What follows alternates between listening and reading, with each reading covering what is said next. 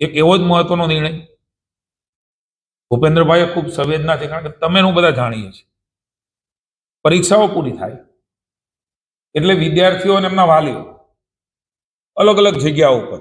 કારણ કે આવકનો દાખલો લેવાનો, એમને કંઈ શિષ્યવૃત્તિ, એમને કંઈ એડમિશનો, કોઈ જાતિનું પ્રમાણપત્ર લેવાનું, આવા લગભગ 18 થી 20 જેટલા અલગ અલગ પ્રકારના પ્રમાણપત્રો અલગ અલગ એમના એડમિશનો દરમિયાન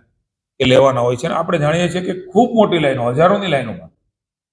વાલીઓને એક તો એડમિશનનું સ્ટ્રેસ હોય છે, સાથે સાથે આવકનો દાખલો, એની સમય મર્યાદા હોય છે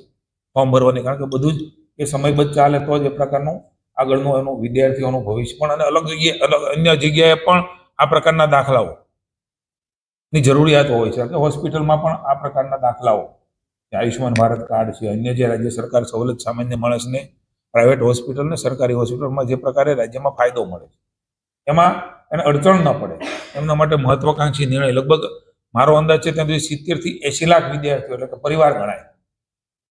હજારોની સંખ્યામાં, લાખોની સંખ્યામાં અલગ અલગ જગ્યા ઉપર તાલુકા પંચાયત હોય, મામલતદાર હોય,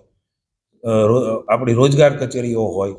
કે જાતિના પ્રમાણપત્રની કચેરીઓ હોય, આ બધી કચેરીઓમાં સરળતા રહે એટલા માટે એમણે ચીફ સેક્રેટરીને સૂચના આપી છે કે આ વર્ષે